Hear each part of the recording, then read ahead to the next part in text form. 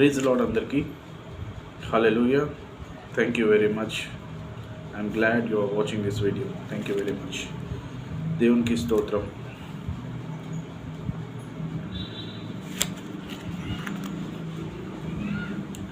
ఈరోజు చిన్న ప్రార్థన చేసుకున్నాం.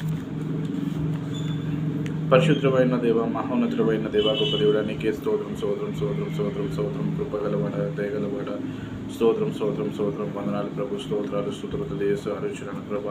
తండ్రి కుమార్ పరిశుద్ధాత్మ దేవుడికి వందనాలు, తండ్రి దేవుడికి వందనాలు, స్తోత్రాలు ప్రభు, వందనాలు. దేవ దీవించండి, ఆశీర్వించండి ప్రభా. ఈ వాక్యాన్ని దీవించండి, ఈ రోజును దీవించండి. చూస్తున్న వీక్షకులను ఆశీర్వించండి, వాళ్ళ జీవితంలో అద్భుతాలు చేయండి, వారితో మాట్లాడండి ప్రభా. వారిని విడిపించండి, చీకట్లో ఉంచి వెలుగుకు తీసుకురండి ప్రభా. దేవ యేసయ్య పాపంలో ఉంచాలి ఆయన నీతిలోకి, పరిశుద్ధతలోకి తీసుకురండి ప్రభా. లోకం నుంచి సంఘంలోకి తీసుకురమని అడుగుతున్నాను ప్రభా. దేవుని వాక్యంలోకి తీసుకురమని అడుగుతున్నాను ప్రభా. అయ్యా యేసయ్య వీక్షకులందరినీ ఆశీర్వించి దీవించి, అయ్యా యేసయ్య సమయము మరి రానున్న రోజుల్లో నేను కొంచెం సమయమే ఉంది కాబట్టి వారందరూ మరి ఆశీర్వదించబడాలి. వారందరూ నీ రాజ్యంలో మరి కాలు పెట్టి మరి నీ రాజ్యంలో నాయన యేసయ్య జీవిస్తూ ముందుకు కొనసాగాలి. వారందరినీ మీరు తాకాలి దేవ. ఈ వీడియో ద్వారా, ఈ బోధ ద్వారా మీరే పనిచేస్తున్నారు వారి జీవితంలో అని ప్రార్థిస్తున్నాను. మీరే విడిపిస్తున్నారు నీ వాక్యం ద్వారా నేను ప్రార్థిస్తూ యేసునామమున అడుగుచున్నాను తండ్రి, ఆమేన్.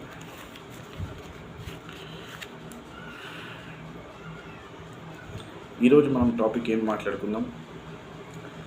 ఈరోజు వచ్చి టాపిక్ దేవుని వాక్యంను విడిపిస్తుంది. God's word is deliverance. God's word is for deliverance. దేవుని వాక్యము విడిపిస్తుంది. God's word is for deliverance. దేవుని వాక్యం ఏంటి? విడిపించడానికే. ఆ టాపిక్ అది. ఈరోజు మనం అనుకుంటాం బైబిల్ అంతేనా? బైబిల్ ఒక టెక్స్ట్ బుక్, ఒక బుక్. అన్ని బుక్కులాగా ఇది ఒక బుక్. అన్నీ చదువుతాం, ఇది కూడా చదవాలా అని అనుకుంటాం. అన్నీ చదివాము, స్కూల్లో, కాలేజీలో, లైబ్రరీలో అన్నీ చదివినాము, చదువుతుంటాము కూడా. బయట న్యూస్ పేపర్ చదువుతాము, ఇంకా వేరే మ్యాగజైన్ చదువుతాము, లేకపోతే ఇంకా మనకి ఎవరైనా ఫ్రెండ్ ఏదైనా బుక్ ఇస్తే, మా ఫ్రెండ్ ఒక ఆయన చెప్పాడు, రిచ్ డాడ్ పూర్ డాడ్ అని ఒక బుక్ చదవాలి అంటాడు. అట్లా ఒక్కొక్కరు ఒక బుక్ చెప్తారు, చదవమని చెప్తుంటారు.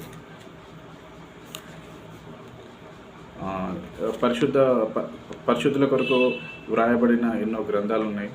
దైవజనులు వ్రాచిపెట్టిన గ్రంథాలు ఉన్నాయి, కొన్ని బుక్స్ ఉన్నాయి.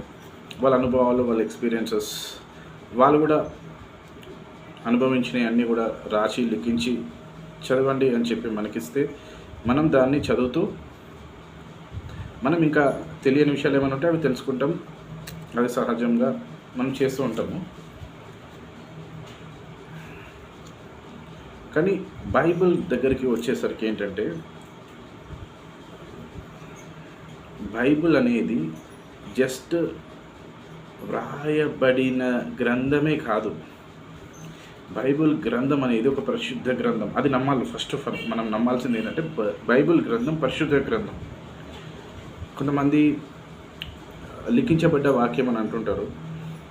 అది ఒక టెక్స్ట్, అదొక రాయడము, అదొక లిఖించబడిన ఒక పుస్తకము అని అంటారు.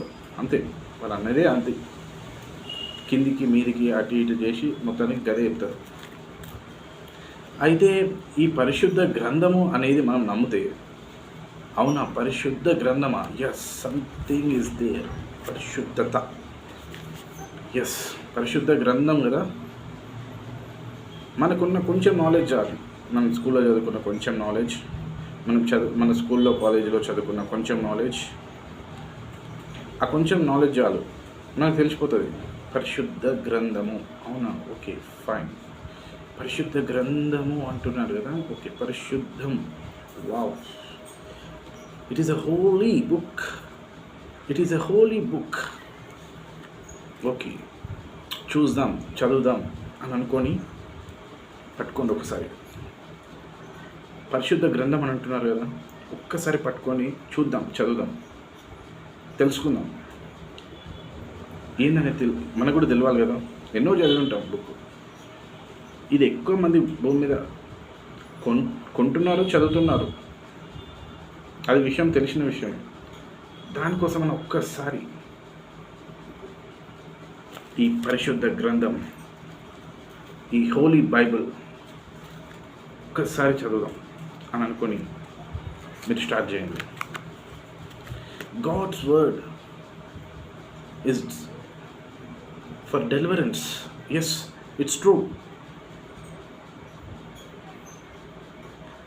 దేవుని వాక్యము విడిపించడానికే.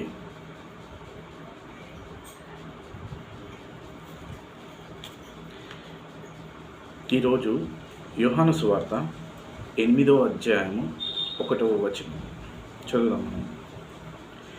యేసు ఒలివల కొండకు వెళ్ళెను. తెల్లవారగానే యేసు తిరిగి దేవాలయములోనికి రాగా ప్రజలందరూ ఆయన యొద్దకు వచ్చిరి. గనుక ఆయన కూర్చుండి వారికి బోధించుచుండెను. స్టార్ట్ చేసినంట మార్నింగే దేవుడు బోధించడం.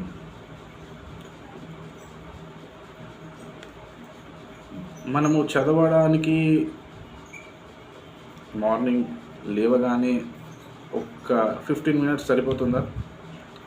ట్రై చేయండి. ఇక్కడ ఏమనుంది? యేసు ఒలివల కొండకు వెళ్ళెను. తెల్లవారగానే యేసు తిరిగి దేవాలయంలోనికి రాగా ప్రజలందరూ ఆయన యొద్దకు వచ్చిరి.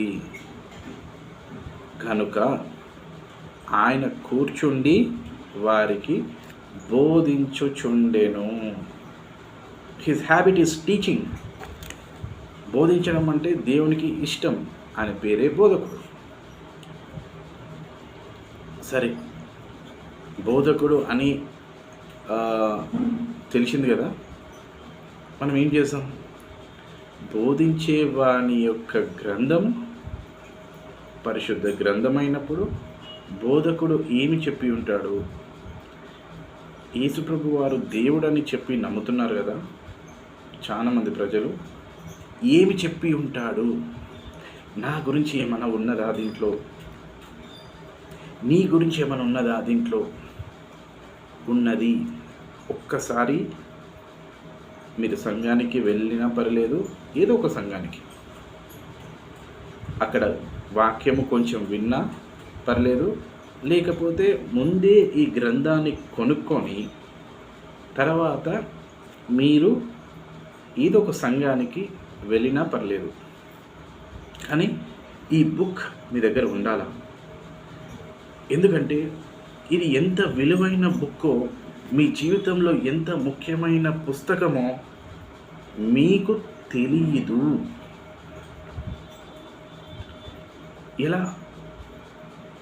ఎలా అంటే ఇప్పుడు ఈ బుక్ అనేది మన జీవితంలోకి ఒకసారి వస్తే మనం చదువుతాం. చదివిన తర్వాత మన గురించి దీంట్లో ఏముంది అనేది తెలవడానికి మనం చదవాలి. చదువుతున్నప్పుడు దేవుడు ఆ గ్రంథంలో ఉన్న వాక్యాల ద్వారా నీతో మాట్లాడడము, నీ గురించి చెప్పడము ఉంటుంది. ఈ విషయాలు బయట ఎక్కడ నీ గురించి చెప్పడము అనేది బయట ఎక్కడ ఉండదు. నీ గురించి చెప్పడము అంటే ఏంటంటే, దేవుడు పరిశుద్ధుడు. అంటే పరిశుద్ధుడు అనగా ఏంటి? పరిశుద్ధత అంటేనే అది ఎంతో ఆకర్షించేది. పరిశుద్ధత అంటే సరెండర్ అయిపోవాలా. హోలీనెస్ అంటేనే సరెండర్ అయిపోవాలా. హోలీనెస్ అంటే ఏంటంటే ఆ వర్డ్ చాలా టాప్లో, హైలో, చాలా. ఇప్పుడు mount Everest is the highest peak in the world అని అంటారు కదా. చాలా పెద్ద పర్వతం, అది చాలా పెద్దగా ఉంటుంది. అందుకోసమే మౌంట్ ఎవరెస్ట్ అంటారు. చాలా పెద్ద పర్వతం అది.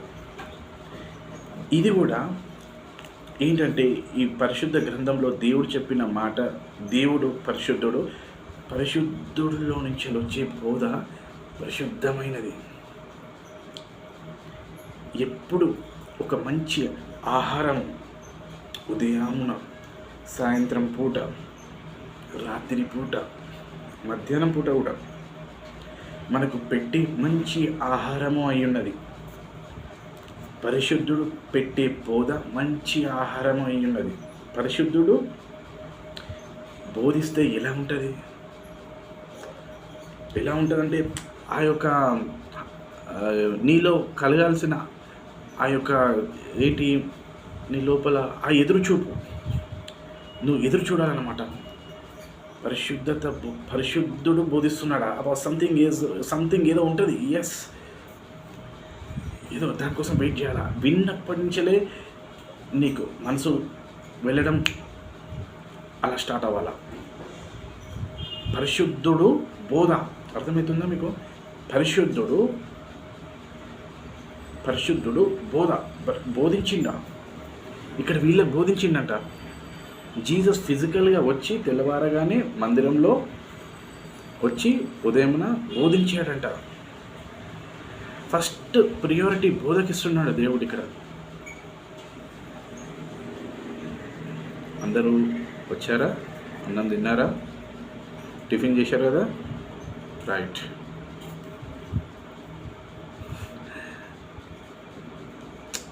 ఫస్ట్ ఏదో ఒకటి ఉంటుంది ప్రియారిటీ. కానీ దేవుడు బోధకిస్తున్నాడు. ఉదయం స్టార్ట్ చేసిండు, అందరు వచ్చిండు, దేవుడు వచ్చిండు. ఎస్, కూర్చున్నారు, వింటున్నారు, స్టార్ట్ చేస్తున్నాడు. హల్లెలూయా.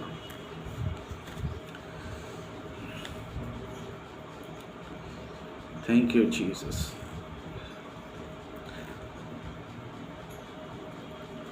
దేవాలయంలోకి రాగా ప్రజలందరూ ఆయన యొద్దకు వచ్చిరి గనుక ఆయన కూర్చుండి వారికి బోధించుచుండెను. శాస్త్రులను పరిసయ్యులను వ్యభిచారమందు పట్టబడిన ఒక స్త్రీని తోడుకొని వచ్చి ఆమెను మధ్య నిలవబెట్టి, ఒక ఆమె ఆయన బోధిస్తున్న ఆ సమయంలో, దేవాలయంలో అక్కడ బోధిస్తున్న సమయంలో ఆ ప్రాంతంలో ఒక ఆమె వ్యభిచారం చేస్తుంటే పట్టుకున్నారు. వ్యభిచారం చేస్తుంటే, తప్పు చేస్తుంటే పట్టుకోవాలి, తీసుకురావాలి. ఎందుకంటే వాళ్ళ ధర్మశాస్త్రం ప్రకారంగా చంపాలి.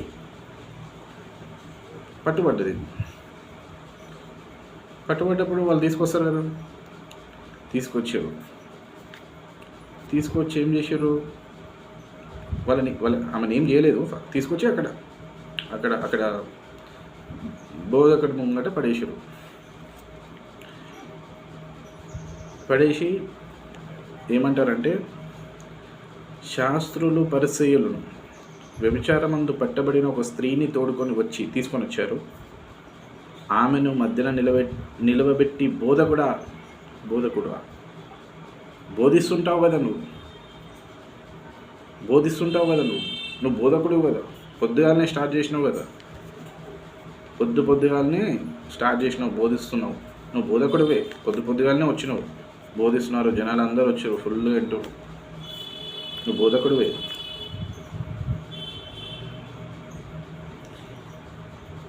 శాస్త్రులను పరిశీలను వ్యభిచారమందు పట్టబడిన ఒక స్త్రీని తోడుకొని వచ్చి ఆమెను మధ్య నిలవబెట్టి, బోధకుడా,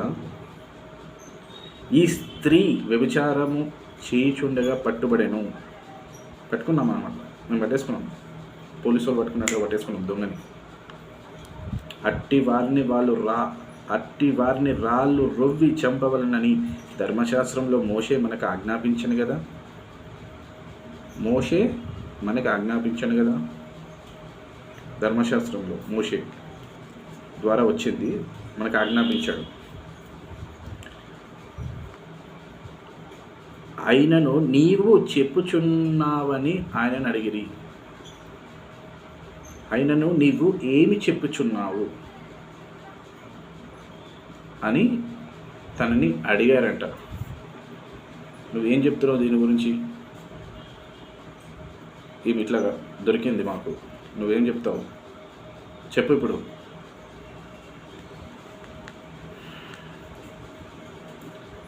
అయితే చూసిండు దేవుడు వాళ్ళు ఆమెను పట్టుకొచ్చి తీసుకొచ్చి గుంజుకొచ్చి అక్కడ విసిరేసి దేవుణ్ణి అడుగుతున్నాడు అన్నమాట. దేవుణ్ణి అడుగుతున్నాడు, ఏం చేయాలి, నువ్వేం చెప్తావు మా గురించి. వాళ్ళు పట్టుకున్నారు, అంటే చంపేద్దామని వాళ్ళు డిసైడ్ అయ్యారు. వాళ్ళు ఆమెని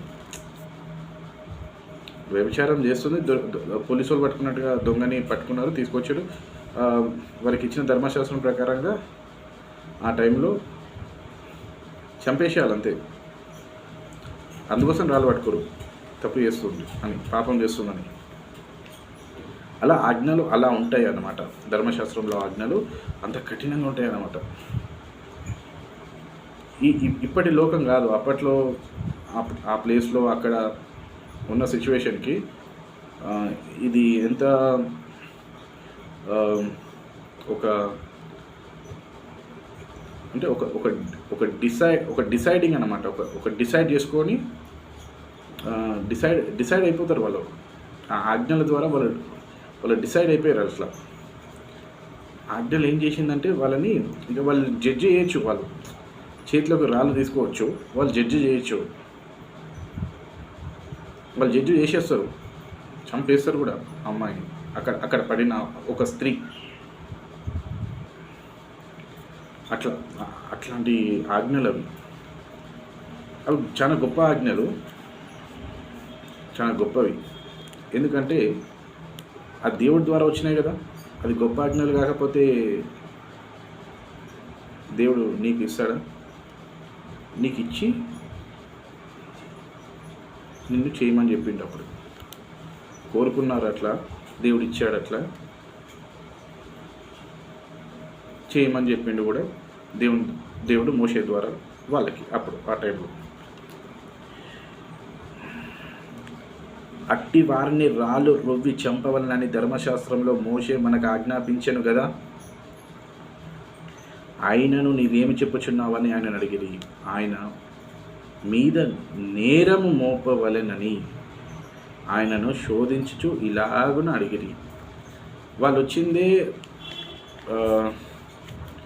లోపల ఒకటి పెట్టుకొని, ఎందుకంటే వాళ్ళకు ఉన్నదే పెట్టుకోరు. ఎందుకంటే ధర్మశాస్త్రం ఆజ్ఞలో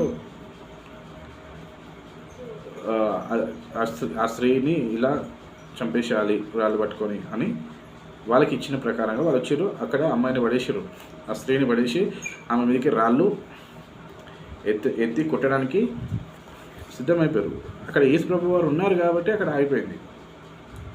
అక్కడ యేసుప్రభు వారు లేకపోతే,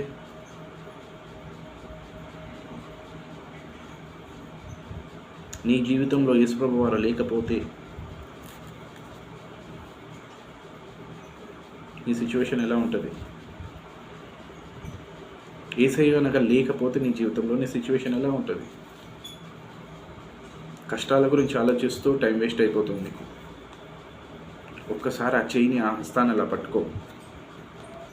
అక్కడ రైట్ సైడ్ ఒక దగ్గర ఒక చర్చ్ ఉంది, వెళ్ళు. కనీసం నీ ఇంటి దగ్గర, నీ ఇంటికి సమీపాన ఒక చర్చ్ ఉంది, అక్కడ వెళ్ళు. ఒకసారి వెళ్ళి విను. నీ జీవితంలో ఒక వెలుగు, ఒక దర్శనము, ఆ రోజు నుంచే ఏదో ఒక ఆశ కానీ ఏదో ఒకటి ఆ రోజే మొదలవ్వచ్చు. ఒక తలంపు మొదలవ్వచ్చు, ఒక మూమెంట్ రావచ్చు. దేవుని పట్ల ఒక అడుగు వెయ్యాలి నేను అని ఒక తలంపు రావచ్చు, ఒక అడుగు పడవచ్చు.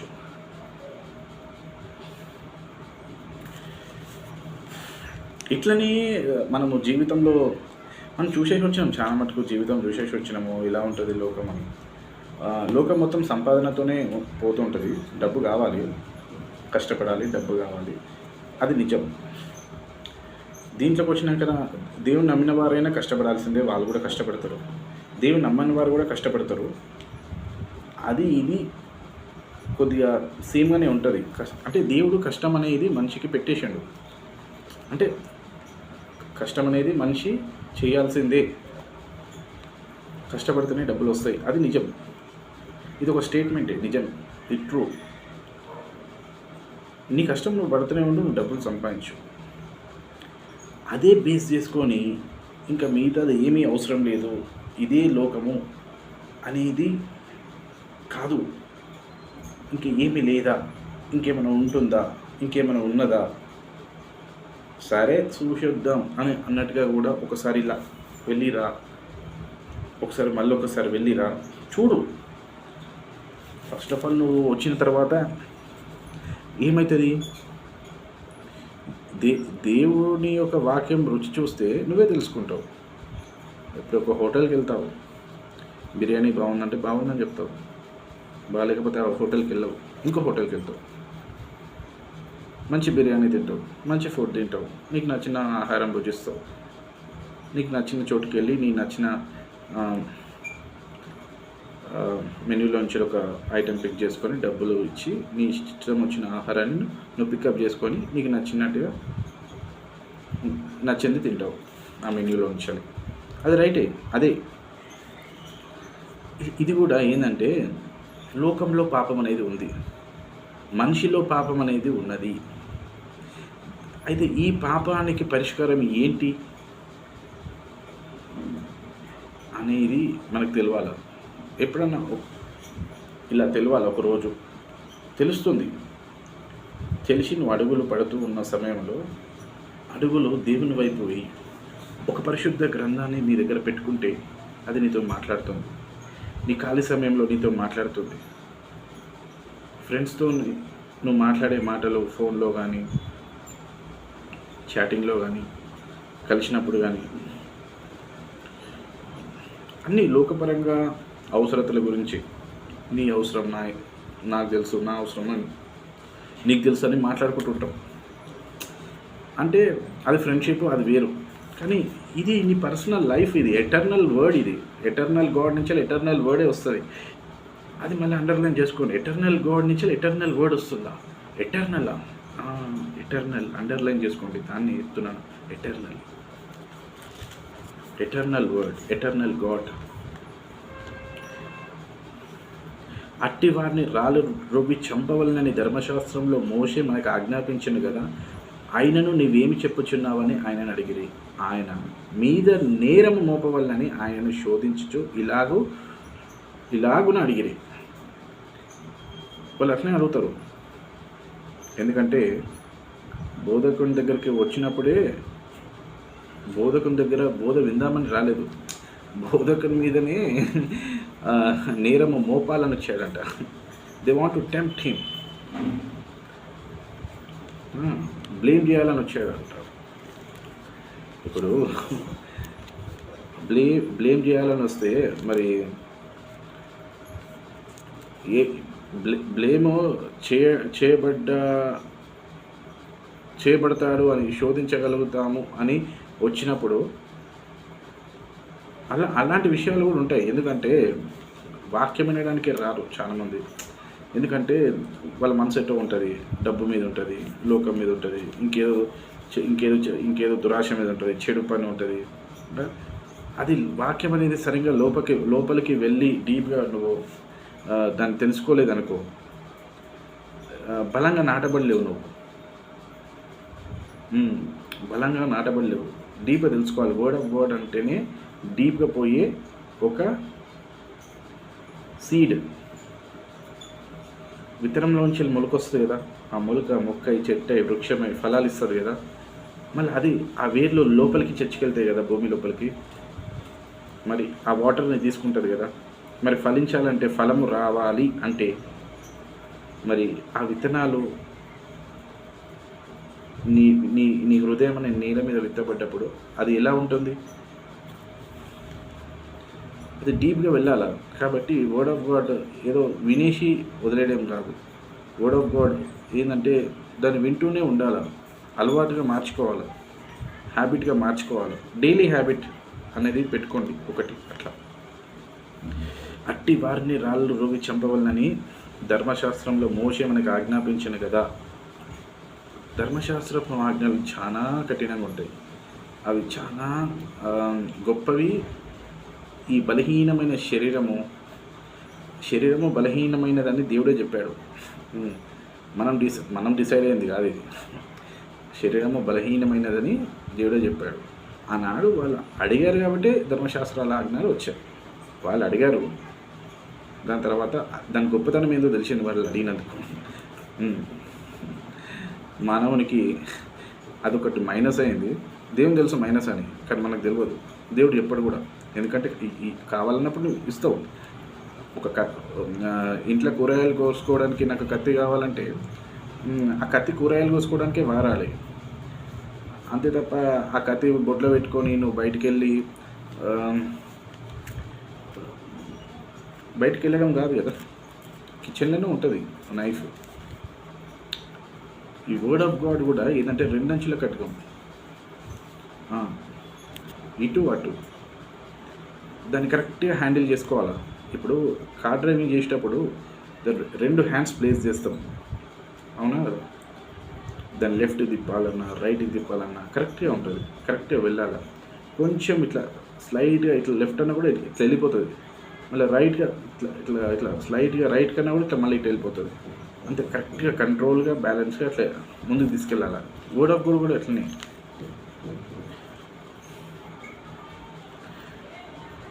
నీవేమి చెప్పుచున్నావో ఈమె పట్టుబడింది, ఏమంటావు? ఆయన మీద నేరం మోపవల్లని ఆయన్ని శోధించుచు ఇలాగ అడిగిరి.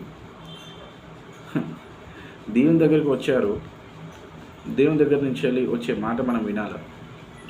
అది వినకుండా వచ్చింది మాట వినడానికి బోధకుడు అన్నప్పుడు బోధకుడి నుంచి ఏమొస్తుందో అది తీసుకోవాలో తెలుసుకోవాలి. తెలుసుకున్న తర్వాత దాని ప్రకారంగా మనం నడుచుకోవాలి. ఫైనల్గా అదే జరిగింది. ఇక్కడ దేవుని శోధించడానికి వస్తుంటారు, దైవజనులని శోధించడానికి వస్తుంటారు, దైవజనులని సోషల్ మీడియా ద్వారా బ్లేమ్ చేయడానికి వస్తుంటారు. మళ్ళా బయట కూడా దైవజనుల గురించి అట్లా ఇట్లా అని మాట్లాడుతుంటారు. ఇప్పుడు జడ్జి చేయాల్సింది ఎవరు? ఇక్కడ చూడండి, ఒక మాట చెప్తాను నేను.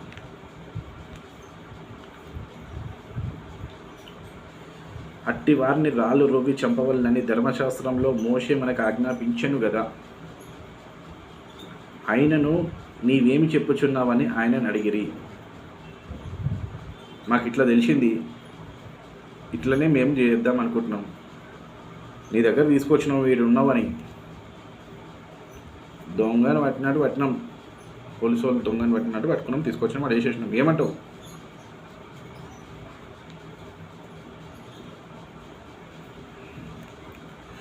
అక్కడ ఏం చేస్తాడంటే దేవుడు,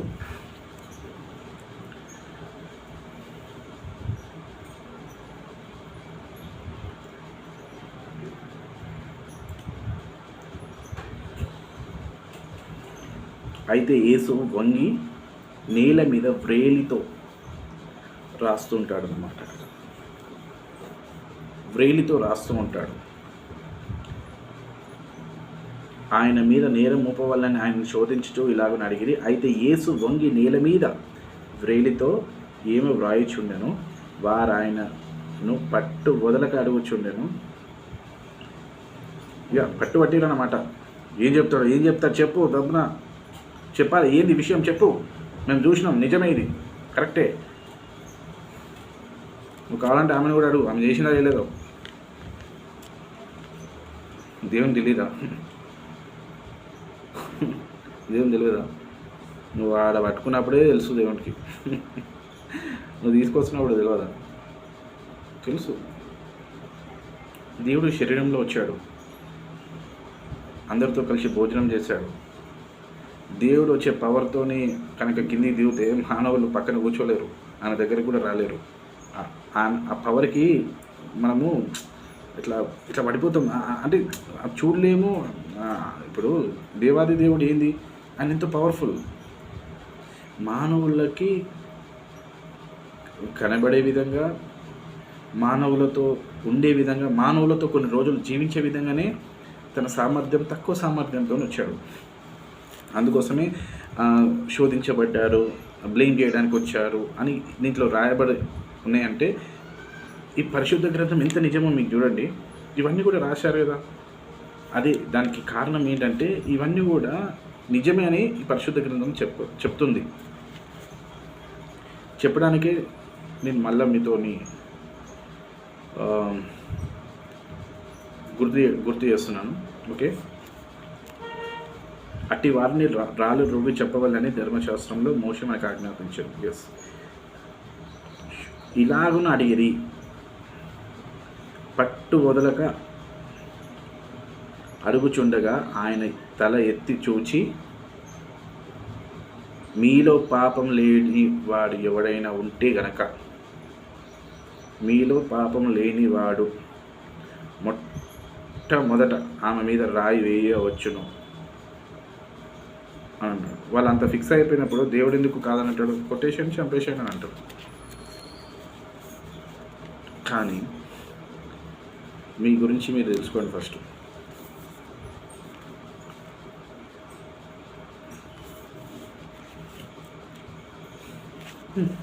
మీ గురించి ఫస్ట్ మీరు తెలుసుకోండి. నీతిమంతుడు లేడు, ఒకడు లేడు, అందరు పాపలే.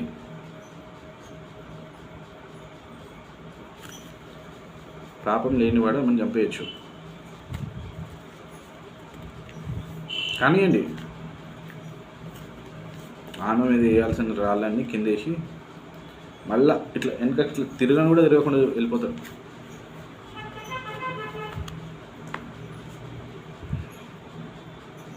పాపానికి సొల్యూషన్ కావాలి మనకి. పాపాన్ని కడగడానికి ఒక రక్తం కావాలి, అది పరిశుద్ధమైనది కావాలి. ఆ పరిశుద్ధుడు యేసుప్రభు వారే. ఆ యేసుప్రభు వారి సిలువలో కార్చిన రక్తం ద్వారానే మనం పరిశుద్ధులం. ఇది పరిశుద్ధ గ్రంథం. దేవుడు పరిశుద్ధుడు, తండ్రి అయిన దేవుడు పరిశుద్ధుడు, యేసయ్య పరిశుద్ధుడు. ఆయన ఇచ్చిన ఆత్మ పరిశుద్ధమైనది, ఈ పరిశుద్ధ వాక్యం అయ్యున్నది. పరిశుద్ధంగా జీవించాలని చెప్తున్న దేవుడు చాలా పరిశుద్ధుడు. పైన ఎప్పుడు దేవుని దూతలంట పరిశుద్ధుడు పరిశుద్ధుడు పరిశుద్ధుడు పరిశుద్ధుడు పరిశుద్ధుడు పరిశుద్ధుడు యుగ యుగంలో కొండు వాడు దేవుడు పరిశుద్ధుడు పరిశుద్ధుడు పరిశుద్ధుడు పరిశుద్ధుడు పరిశుద్ధుడు అని అస్తమానం దేవుని దేవుణ్ణి స్తుతిస్తుంటాయంట. పరిశుద్ధుడు పరిశుద్ధుడు పరిశుద్ధుడు అని స్తుతిస్తుంటాయంట దేవుణ్ణి. ఈ మాట మీదనే బాగా స్తుతిస్తుంటాయంట, బాగా పరిశుద్ధుడు పరిశుద్ధుడు అని. దేవునికి స్తోత్రం, హల్లెలూయా. ఆరాధనలు కూడా ఉంటాయి, స్తోత్రం, దేవునికి ప్రైజ్ ది లార్డ్. ఇక్కడ కూడా మనం మీద మన ఇంట్లో మన చర్చిలో దేవునికి స్తోత్రం చెల్లించాలి.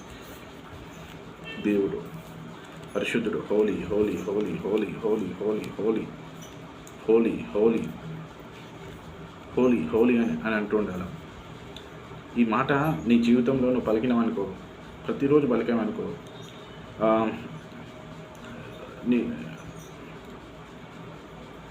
నీవు ఒక మెట్టు పైనే ఉంటావు ఎప్పుడైనా. ఆ రెస్పెక్ట్లో కానీ, నీ డే ఆఫ్ లివింగ్లో కానీ, ఎక్కడైనా సరే హోలీ హోలీ హోలీ హోలీ హోలీ అని పలకడం ప్రతిరోజు నేర్చుకోవాలి. మనం అలవాటుగా చేసుకుంటే మనం పలికేస్తాం. హోలీ అనేది చాలా గొప్ప పేరు. ఆ పరిశుద్ధుడు పరిశుద్ధ లోకంలోనే ఉండాలి, కానీ ఇక్కడికి వచ్చి మన కోసం చనిపోయి తన ఆత్మను మనలో పెట్టి పరిశుద్ధంగా మనల్ని జీవించమని చెప్తున్నాడు. రక్తంతో కడిగి, నువ్వు నా నీతిమంతుడివి, నువ్వు నా బిడ్డవి, నేను పాపాలని క్షమించాను, ఇంకా మళ్ళీ గుర్తు చేసుకోను. నీకు గుర్తొచ్చిన సైతానుడు నీకు గుర్తు చేసిన దేవుడైతే గుర్తు చేసుకోడంటారు. అంత నమ్మకంగా ఒక మైండ్ నీకు ఏర్పడి ముందుకెళ్ళిపోవాలా. ఎవరు? పరిశుద్ధుడు అయిన దేవుడు నీకు చెప్పిన సత్యమైన సువార్త బట్టి, నీతిగా చేసిన ఆ రక్తాన్ని బట్టి, సిలువలో చనిపోయిన విధానం బట్టి, 3వ రోజున పునరుద్ధాన శక్తితో లేచిన దాన్ని బట్టి. హల్లెలూయా.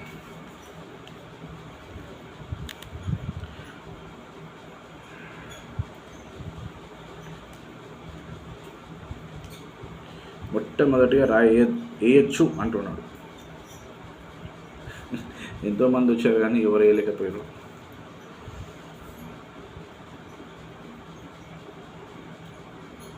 మరలా వంగి నేల మీద వ్రాయచుండెను. వారు ఆ మాట విన్నారు. పెద్దవారు మొదలుకొని చిన్నవారు వరకు ఒక్కని వెంట ఒకడు బయటికి వెళ్ళిరి. పెద్దవాళ్ళు చిన్నవాళ్ళు అందరు ఉన్నారంటారా? పెద్దవాళ్ళు చిన్నవాళ్ళు ఆడవాళ్ళు అందరూ ఉండొచ్చు, అందరు ఉన్నారు.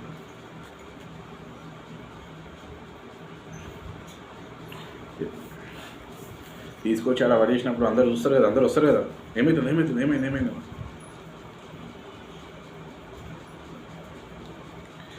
యేసు ఒక్కడే మిగిలెను, ఆ స్త్రీ మధ్యన నిలబడి ఉండెను. యేసు తల ఎత్తి చూచి, అమ్మా, వారు ఎక్కడున్నారు? ఎవరు నీకు శిక్ష విధింపలేదా అని అడిగినప్పుడు ఆమె, లేదు ప్రభువా, నో లార్డ్.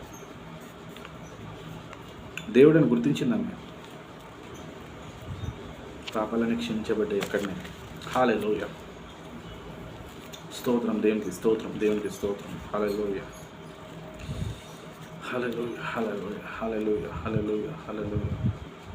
ఏ కారణం వల్లనో పాపం ఆమె వ్యభిచారం చేసింది, కానీ మొత్తానికి పాపము దేవునికి దగ్గర చేసి చూశారా?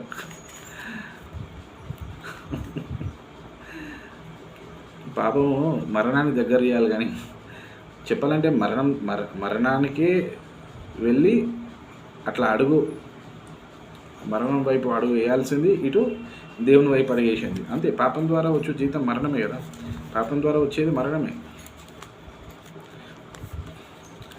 పాపం చేసుకుంటూ వెళ్ళిపోతే ఎప్పుడో దేవుడు శిక్షిస్తాడు.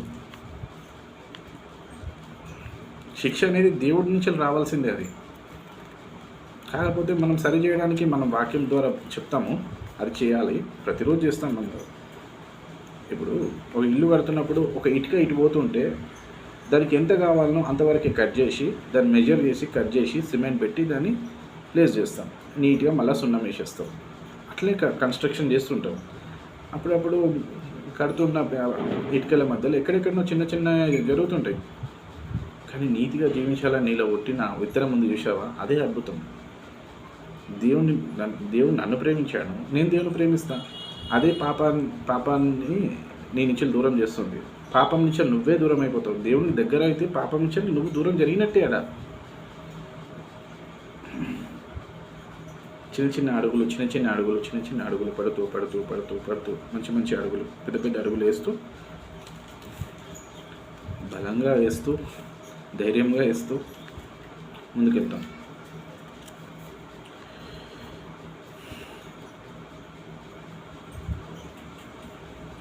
అయితే లేదు ప్రభువా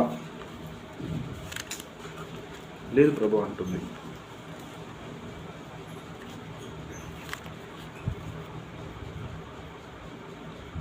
వారు ఎక్కడున్నారు?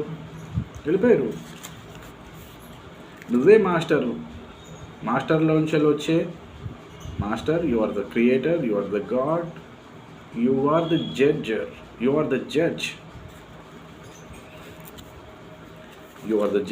Are the counsellor, you are the healer. దేవునికి జ్ఞానం ఎవ్వరు నేర్పలేదు. దేవుని దగ్గర నుంచినే మనం నేర్చుకోవాలి జ్ఞానం. తనకి జ్ఞానం నేర్పిన వాళ్ళు ఎవరూ లేరు. తన నుంచే మనం జ్ఞానం నేర్చుకుంటాం. నీకు శిక్ష విధింపలేదా అని అడిగినప్పుడు ఆమె లేదు ప్రభువా అని. అందుకు యేసు, నేను నీకు శిక్ష విధింపను, వెళ్ళి ఇక పాపం చేయకమని ఆమెతో చెప్పాను. మరలా యేసు, నేను లోకమునకు వెలుగును, నన్ను వెంబడించి వాడు చీకట్లో నడవక జీవపు వెలుగు కలిగి ఉండునని వారితో చెప్పాను. దేవుని వెంబడించి వారంట ప్రతిరోజు వాళ్ళు వెలుగుతూనే ఉన్నారంట.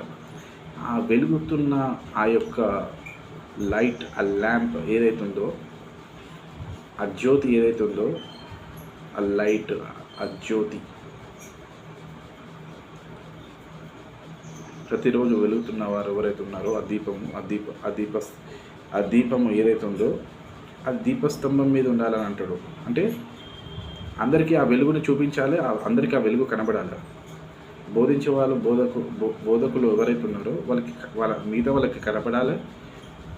ఆ వెలుగు వారి జీవితంలో కూడా రావాలి, ఆ చీకటిని తొలగించాలి. అందుకోసమే దేవుడు ఏమంటాడంటే, సువార్త ప్రకటించండి, అందరికీ సువార్త ముందుగా తెలవాలి. నేను వచ్చిన తర్వాత ఇక టైం ఉండదు. నేను వచ్చిన తర్వాత టైం ఏముండి ఉంటుందా? ఆ టైం ఇక వచ్చిందంటే ఇక లాక్ పడిపోతుంది. తర్వాత ఇక నెత్తి కొట్టుకోవాల్సి వస్తుంది, ఇట్లా ఇట్లా ఇట్లా ఇట్లా ఇట్లా ఇట్లా ఇట్లా ఇట్లా కొట్టుకోవాల్సి వస్తుంది, బాధపడాల్సి వస్తుంది. టైం లేదు. ఎందుకు ఎందుకు వీళ్ళు బోధిస్తుంటారు అని అంటే, ఇగో ఇందుకోసమే దేవుడు చెప్పాడు కాబట్టి ఈ సువార్త, ఈ వెలుగు అందరికీ వెళ్ళాలి అని చెప్పాడు కాబట్టి బోధించమని చెప్తున్నారు. ఇంకోటి ఏంటంటే, వాళ్ళ ప్రయత్నం వాళ్ళు చేసి వాళ్ళు చెప్పేది చెప్తారు, దేవుని కోసమే ప్రయాసపడాలి. అందరు మారుతారంటే అందరు మారితే సంతోషమే. అందరు మారరు అని అంటే మన ప్రయత్నం ఏంటి? చెప్పాలి, బోధించాలి. బోధించడం ద్వారా వాళ్ళ జీవితాలు వెలిగించబడాలి. స్వార్థం ఏమైనా ఉందా దీంట్లో? లేదు. నీ గురించి నువ్వు ఎలా స్వార్థంగా ఆలోచించావో వాళ్ళ జీవితాన్ని కూడా నువ్వే స్వార్థంగా ఆలోచిస్తే వాళ్ళ జీవితాన్ని నువ్వు వెలిగించాలా అని అనుకుంటే అది స్వార్థం అనేది పదం కాదు, అది ఉత్తమమైన ఆలోచనే, దేవుని ఆలోచన. సెల్ఫిష్ అంటే ఏంటి? నీ కోసము అంటే సెల్ఫిష్. కేవలం నీ కోసమే అనేది కాదు కదా. నీ కోసం ఎలాగో తన కోసం కూడా. నిన్ను వలే నీ పొరుగు వాడిని అంటున్నాడు. దేవుడు నిన్ను ప్రేమించాడు, ఆ ప్రేమతో ఇతరులను ప్రేమిస్తావు. ప్రేమించడం అంటే ఫస్ట్ దేవుడు అనేది వస్తుంది కాబట్టి దేవుని మాట కూడా వస్తుంది. దేవుని నోట్ల నుంచి పదాలు వచ్చాయి, అక్షరాలు వచ్చాయి, బోధ వచ్చింది, సువార్త వచ్చింది. మనిషిని కలిసినప్పుడు మనిషి నోట్లో నుంచి పదాలు, అక్షరాలు, మాటలు, బోధలు వస్తాయి, సువార్త వస్తుంది. దేవునిలో నుంచి వచ్చినది ఏంటంటే సువార్త. అది వెలుతురు, మనిషి జీవితానికి వెలుతురు, వెలుగు. నీ చీకటి జీవితానికి వెలుగు, నీ చీకటి జీవితాన్ని తరిమి కొట్టే వెలుగు, తరిమి కొట్టే వెలుగు. టర్మినేట్ చేస్తుంది అన్నమాట. ఆ వెలుగు డిజపియర్ చేస్తుంది నీ చీకటి.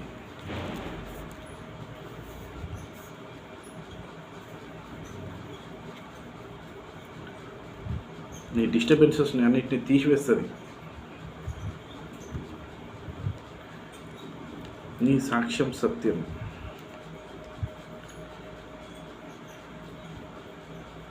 కాబట్టి పరిసయ్యులు నిన్ను గురించి నీవేమి సాక్ష్యం చెప్పుకొంచున్నావు? నీ సాక్ష్యం సత్యము కాదని ఆయనతో అనగా, యేసు, నేను ఎక్కడి నుండి వచ్చుతున్నో ఎక్కడికి వెళ్ళుదునో నాకే తెలుసు. నేను ఎక్కడి నుంచి వచ్చానో నాకు తెలుసు, నేను ఎక్కడికి వెళ్తానో తెలుసు, మీకు తెలియదు.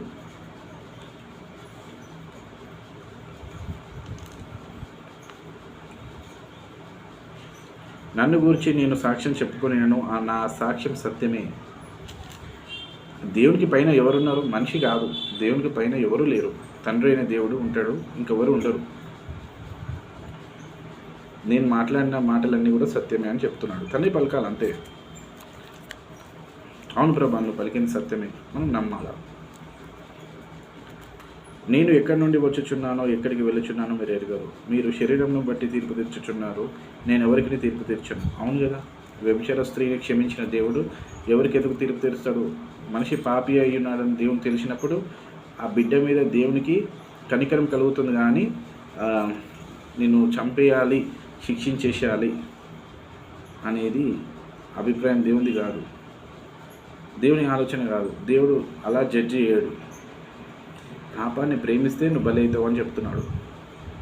పాపం కోసమే బ్రతికితే, పాపాన్ని ప్రేమిస్తే, పాపంలోనే జీవిస్తే, పాపంలోనే నడుస్తే, పాపం కోసమే ఆరాటపడి పోరాటపడి ఆ చీకటి జీవితంలో వద్దని బ్రతకకని చెప్తున్నాడు. అట్లా తీర్పు తెచ్చొచ్చు. తీర్పు అంటే ఏంటి? పాపం చేస్తే నీకు శిక్ష వస్తుంది, పనిష్మెంట్ వస్తుంది. You are punishable for sin.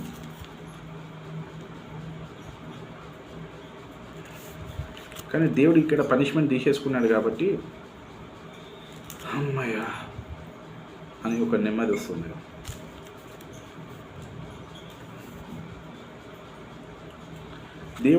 దేవుడు తీసుకున్న పనిష్మెంట్ మామూలుది కాదు, చాలా పెద్దది.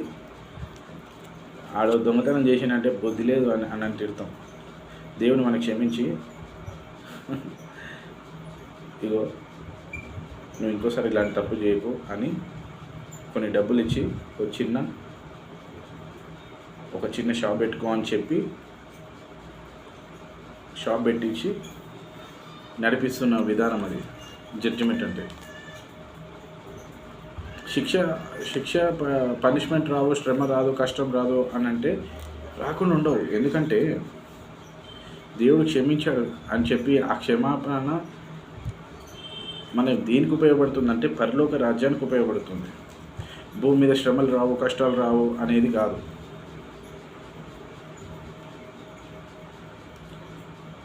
భూమి మీద శ్రమలు రావు, కష్టాలు రావు అనేది కాదు. శ్రమలు కష్టాలు ఉంటాయి. ఎందుకంటే ఈ శ్రమలు కష్టాలు లేకపోతే దాని విలువ తెలియదు. కొన్ని రోజులు భరించాలి, సహించాలి. అందుకోసం వాక్యంలో ఏముంటుందంటే కొంచెం కాలం శ్రమ పడిన తర్వాత దేవుడు తానే మిమ్మల్ని ఆశీర్వదించి స్థిరపరిచి బలపరుస్తాడు. After suffering a while God he only